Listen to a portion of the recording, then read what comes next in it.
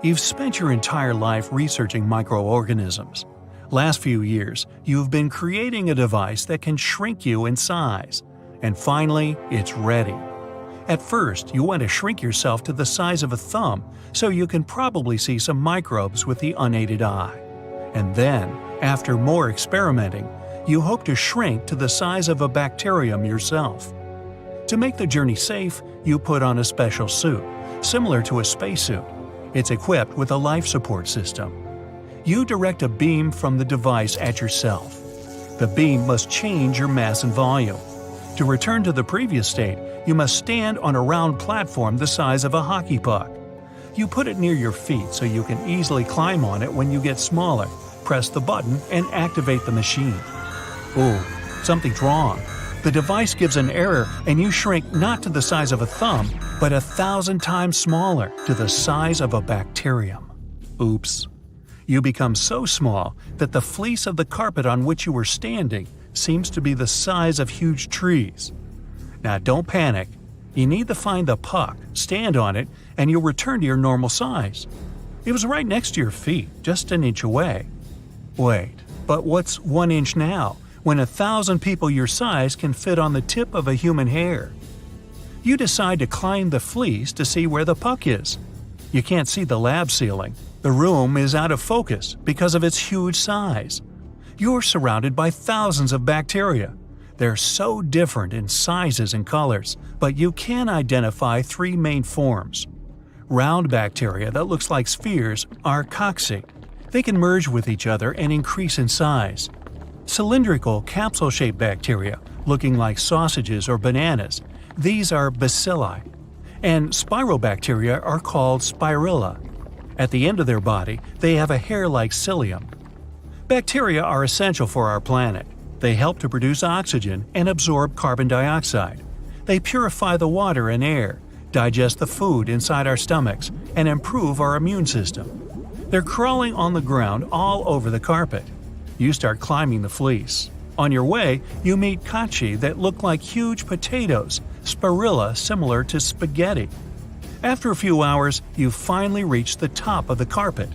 For you, it was a long time, but in reality, just a couple of minutes have passed.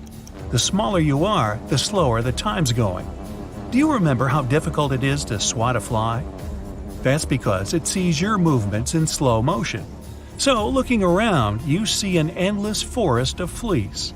In the distance, you can see the silhouette of a big mountain with a flat top. It seems bigger than Everest to you. Great, now you need to get there alive. Suddenly, a huge bacterium attacks you from below. It's several bacilli joined together. They look like a bunch of sausages. To escape, you jump down. You weigh so little that falling from any height is safe. You run through the dense forest. You notice that almost all bacteria are going at you. Most of them eat organic material, such as glucose or carbohydrates. And right now, hey, lucky you, you're the biggest source of carbs. Smaller microbes stick to your legs, arms, and face.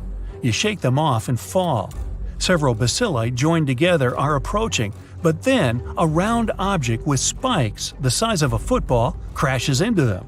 You see a lot of these balls and realize they're viruses. Microorganisms that can't live apart from bacteria. To reproduce, they must infect a living being. The viruses have entered the bacterium. Other bacteria that chased you are attacked too. You see a gigantic bacterium that looks like a passenger Boeing without wings. It's a type of cocci, several big balls attached to each other and about to eat you. You see a small prickly football getting inside its body. The bacterium shivers and freezes. After a moment, a hole appears in it, and hundreds of thousands of viruses fly out. They're everywhere and looking for a new host. Prickly balls fly towards you at high speed. You grab a piece of lint and swing it like a baseball bat. You fight off the viruses one by one. Your bat breaks and you run away. It seems that you're safe now. You're entering a huge field. There's nothing here but bacteria. You realize this is a small spot on the carpet that you accidentally burned a few months ago. There's 1 billion microbes here, and they're multiplying at a tremendous rate. One bacterium increases in size and splits into two. After a few minutes, these two bacteria also grow and divide. Now there are 4 of them. The colony of bacteria grows exponentially. With such rapid reproduction, a single bacterium can create offspring weighing about a ton in 24 hours. After 5 days, the bacteria will be able to fill all the seas and oceans. Fortunately, the speed with which they divide is equal to the speed of their destruction. Dryness, a ray of light, high temperature, humidity, all these phenomena control the population of microbes. Under ideal conditions, the bacteria could take over the whole world. You make your way through a field of microorganisms. Large bacteria consume small ones. They multiply and are being destroyed. It's a boiling sea of life. You feel your foot is stuck. You stepped on something sticky. Right underneath, a large spherical bacterium crawls out of the ground. It's connected with other bacteria and hasn't gotten a certain form. It looks like formless pulsing biomass. The thing is clinging to your body, wrapping you. It feels like you're being absorbed by warm jelly. The bacterium compresses your chest. It's hard to breathe and move. At this moment, something that looks like a metal screw smashes into the bacterium. A large diamond bursts in next. After that, several thin, smooth legs looking like curved needles get inside too. All these details unite and transform into a strange creature inside the microbe. A diamond is attached to one end of the screw, and the needle legs cling down. Several dozen of these break into the jelly's body. They connect together and form an army of robots. All these creatures break out from a small hole in the bacterium and tear the microbe to pieces. You escape and find yourself in chaos. The little robot with a diamond for a head is called a bacteriophage. Despite their appearance, they're created by nature, not artificially.